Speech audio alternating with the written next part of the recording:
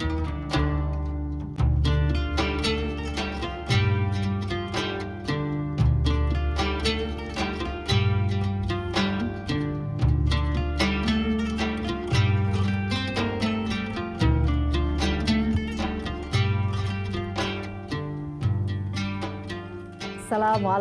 warahmatullahi wabarakatuh. Pemirsa Gapai Kemuliaan yang dirahmati Allah, apa kabar Anda hari ini? Semoga Anda senantiasa sehat dan selalu berada dalam lindungan Allah Subhanahu wa Ta'ala. Amin ya Rabbal 'Alamin. Alhamdulillah, senang sekali hari ini saya Meladia Rahma kembali hadir menjumpai Anda dalam program kesayangan kita semua, Gapai Kemuliaan. Selama setengah jam ke depan, insya Allah kita akan membahas masalah seputar fikih, adab dan tauhid dalam kehidupan sehari-hari. Yang tidak jarang masih banyak dari kita yang mungkin salah memahami dan mempraktekannya. Seperti biasa tidak sendiri, sudah hadir bersama saya di studio ada gurunda kita semua, Kiai Haji Muhammad Faiz. Assalamualaikum Pak Kiai. Waalaikumsalam warahmatullahi wabarakatuh. Sehat Pak Kiai hari ini? Alhamdulillah baik. Alhamdulillah, terima kasih senantiasa setia hadir di studio Gapai Kemuliaan untuk berbagi ilmu kepada kami.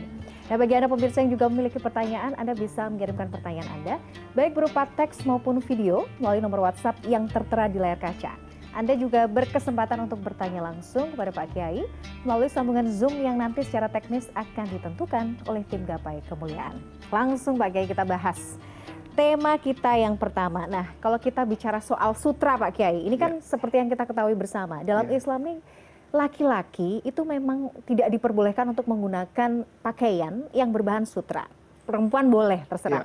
Ada juga misalnya soal emas, laki-laki juga nggak boleh pakai emas katanya. Sebenarnya apa alasan dibalik boleh atau tidak bolehnya memakai seperti ini? Terima kasih. Silahkan. Yang pertama, kalau kita membahas tentang perintah dan larangan agama, kita harus memahami bahwa kita dalam beragama itu kan diminta beriman. Iman itu kan percaya. Diminta untuk berislam. Islam itu ketundukan. Ketundukan itu diartikan begitu ada perintah maka kerjakan, begitu ada larangan maka tinggalkan. Itulah sejatinya orang yang beriman. Orang yang percaya bahwa ini adalah istri terkasih dan istri yang percaya bahwa ini suami yang tersayang, maka apa yang dikatakan oleh pasangannya dia percaya. Begitu dia percaya, dia tidak bertanya, kenapa saya dilarang ini dan itu. Itu adalah modal pertama kita beragama. Tetapi bagian dari kebijakan dan kebijaksanaan di dalam agama, ada banyak hal di dalam agama ini yang bisa kita pahami menggunakan nalar, menggunakan akal pikiran kita. Tetapi kita tetap harus sadar bahwa itu adalah sebatas kemampuan manusia. Tidak bisa kemudian kita memastikan bahwa itulah alasan mengapa Allah perintahkan itu dan mengapa Allah melarang ini. Misalnya, kalau kita pernah belajar dalam babut Toharoh, Allah itu dan Rasulullah memberi kebijakan. Di musim yang sangat dingin, orang itu boleh menggunakan al-khuf. Khuf itu seperti kaos kaki yang tebal, dibuat dari kulit, dia tidak tembus air. Maka kalau saya sudah memakai itu, ketika saya berwudu, saya cukup mengusapkan bagian atasnya. Maka di sana Sayyidina Ali mengatakan, "Laukana dinu bil akli." Seandainya agama ini harus selalu tunduk dengan akal pikiran manusia, maka kata beliau, lakana boleh jadi asfalal khufi. Bagian bawahnya khuf, kaos kaki tadi, itu aula bil mashi, lebih utama untuk diusap daripada atasnya. Kan yang kotor bawahnya, mengapa yang diusap atasnya? Di situ kita tidak bisa memastikan apa hikmah di balik ini. Kalau saya berwudu atau mandi, maka saya diminta oleh Allah untuk menggunakan air. Tetapi ketika fuqdanul ma, airnya nggak ada, maka wudhu dan mandi tadi boleh digantikan menggunakan tayamum. Sarananya tayamum itu bukan bedak loh, tapi justru apa itu? Tanah. Sesuatu yang kita pahami tidak bersih kan. Saya kalau berjalan kena debu, maka saya perlu membasuh wajah saya. Saya perlu mandi dengan air membersihkan debu. Tapi Air tadi justru digantikan fungsinya oleh apa ini? Debu. Debu. Ada sekian banyak jawaban yang kemudian digunakan untuk memuaskan kita. Mengapa debu tadi menjadi pengganti tanah? Tetapi setiap jawaban itu selalu ada celah di mana ketidakpuasan kita akan muncul. Oleh karena itu para pemirsa, disinilah sebetulnya pentingnya kesadaran ini. Bahwa di dalam agama, mayoritasnya memang bisa dicerna oleh akal. Tapi ada bagian tertentu dari agama yang kita diminta untuk sami'na wa ta'na. Tadi Mila menyebutkan yang namanya sutra dan yang namanya emas. Kalau kita kaitkan dengan konteks di masa lalu, boleh jadi ini adalah harta yang luar biasa berharganya. Emas adalah logam mulia, sutra adalah pakaian yang terbaik. Tetapi mengapa dilarang untuk laki-laki? Kalau misalnya dipahami itu menunjukkan kesombongan, berarti perempuan boleh sombong. Karena boleh memakai emas dan juga memakai sutra. Kalau dikatakan itu adalah pakaian wanita, itu kan sebetulnya tergantung tradisi saja di masyarakat. Nah, kalau saya boleh menambahkan lagi, kalau di masa sekarang misalnya, emas itu nggak boleh dipakai oleh laki-laki, tapi laki-laki itu boleh pakai berlian loh, boleh pakai zamrud loh, yang harganya boleh jadi hari ini jauh lebih mahal dari emas. Sehingga para pemirsa tentu ya, dengan keterbukaan informasi hari ini akan menemukan jawaban. Secara sains misalnya, ada yang berbisik-bisik tuh. Kalau menggunakan sutra, menggunakan emas, itu akan mengurangi hormon tertentu yang tidak baik buat seorang laki-laki. Terlepas itu semua, ya, kalau misalnya karena memakai sutra akan mengurangi hormonnya, bisa jadi sutranya dilapis lah, kayak baju saya ini dipakai lapisan dalamnya. Atau bisa jadi dipakai di lapisan luar, tetapi kan tetap tidak boleh.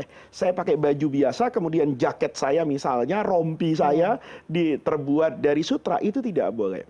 Maka jawaban yang paling memuaskan, ya, yang dulu saya pernah dengar dari guru saya, bahwa itu adalah bagian keimanan seseorang.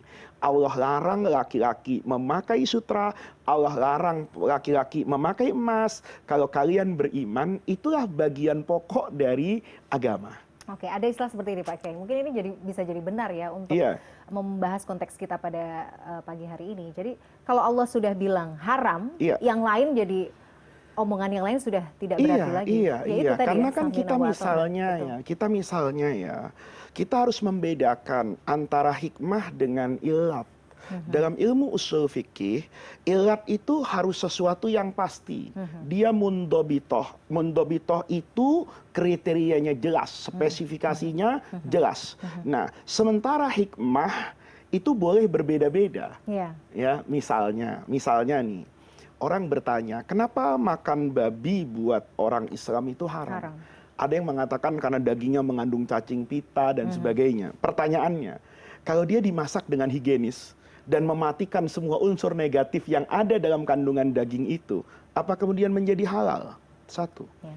Kita dulu pernah mendengar, kenapa dilarang berzina? Karena kalau berzina itu diantara yang disebutkan alasannya ada ikhtilatul ansab. Nanti nasab tuh nggak jelas. Ya kalau gitu berzina saja dengan yang nggak mungkin punya anak. Apa kemudian hukumnya menjadi boleh? Tidak. Maka hal-hal seperti itu kata ulama itu dikatakan hikmah.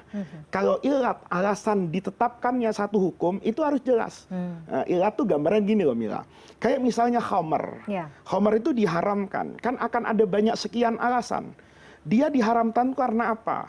Apa karena benda cairnya? Apa karena warnanya? Apa karena rasanya, misalnya apa karena baunya, apa karena dia memabukkannya. Nah ini namanya ausof, sifat-sifat. Di antara 5 sifat ini, kalau mau dijadikan illatul hukmi, alasan ditetapkannya satu hukum, kata ulama harus cari wasfun munasib, sifat yang paling pas. Kita katakan pertama tadi, benda cair, enggak juga, banyak benda cair yang halal. Kalau dikatakan warnanya, ada minuman warnanya merah seperti darah, hukumnya halal. Yang hitam kopi juga halal. Rasa nggak ada tuh, pedas jadi haram, asam jadi haram kecuali punya asam lambung kan begitu. Nah ini semua apa karena misalnya baunya nggak juga, Kita orang Sunda suka makan tauco padahal baunya luar biasa. Kita orang Indonesia suka makan kecap padahal produksinya luar biasa baunya. Durian, Nah, iya kan? Iya. Nah, kemudian ketemu nih memabukkan. Iya, memabukkan. Maka di sini dikatakan ini adalah wasfun munasibun lil hukmi. Ini adalah sifat yang pantas untuk dijadikan alasan didasarinya satu hukum. Kembali kepada sutra. Apa alasannya? Kalau karena kesombongan, sombong itu tidak mengenal laki dan perempuan. Betul. Kalau karena kemewahan, ada barang lain yang memiliki kemewahan yang tidak kalah mewah bahkan lebih dari harir, tetapi tidak diharamkan oleh Allah. Oleh karena itu, dari sekian banyak dialektika fikih, ya, sains, ilmu pengetahuan, saya tetap berpandangan inilah sekian persen dari agama yang tidak bisa memuaskan akal saya, tetapi saya katakan saya taati itu karena perintah Allah. Kenapa saya tidak menemukan alasannya? Boleh jadi bukan alasannya nggak ada, tapi wa ma utitum minal ilmi illa qalila. Kita ini dibatasi ilmu pengetahuannya. Jadi ilmu kita yang juga ilmu masih kita terbatas, yang kurang terbatas. Jadi kalau istilahnya misalnya oke, nggak boleh full 100% sutra, 50% sutra juga nggak boleh ya Pak Kiai, tetap Jadi ya? begini, yang pertama harus diingat sutra yang diharamkan oleh Rasulullah itu dulu adalah sutra yang dibuat dari ulat sutra kepompongnya itu. Sekarang ada namanya sutra sintetis. Dia kelihatan sutra lah, tapi bukan juga sutra. Kan sama dengan yang ekstrak, proses fermentasi dan sebagainya. Nah, oleh karena itu kalau pertanyaannya secara spesifik campuran, dia tetap punya sutra aslinya ya. Itu beda-beda. Ulama mengatakan tergantung mana yang banyak. Oh, oke. Banyaknya ukurannya beda-beda nih Mila. Ada yang mengatakan beratnya. Jadi kalau ditimbang benang sutra dengan campurannya lebih berat yang mana? Kalau banyak kan campurannya hukumnya boleh. Ada ulama yang mengatakan mana yang lebih terlihat ketika dipakai. Kalau lebih banyak yang terlihat sutranya, maka hukumnya tidak boleh. Nah, ada ulama yang mengatakan 50-50. Selama tidak dikatakan itu sutra asli murni, maka boleh digunakan. Oke. Kalau intinya misalnya daripada memilihnya kehati-hatian Pak Kiai, udahlah saya nggak usah pakai, malah lebih bagus ya. Kalau kehati-hatian pasti lebih bagus. Tapi terlalu berhati-hati juga boleh jadi nggak jangan. Pak Kiai, kita harus jeda dulu. Baik. Kita akan lanjutkan pembahasan kita dengan beberapa pertanyaan yang lain di segmen berikutnya. Pemirsa, pada segmen selanjutnya kita akan sama-sama membahas tentang ini. Hukum membaca Al-Quran namun tidak mengamalkan. Nah, bagaimana ini? Karena maksudnya kita kan juga sering ya Pak Kiai, asal baca aja tapi kadang-kadang artinya pun mungkin belum paham. Nah, nanti kita akan bahas bersama-sama. Pemirsa, temukan jawabannya saat lagi hanya di Gapai Kemuliaan.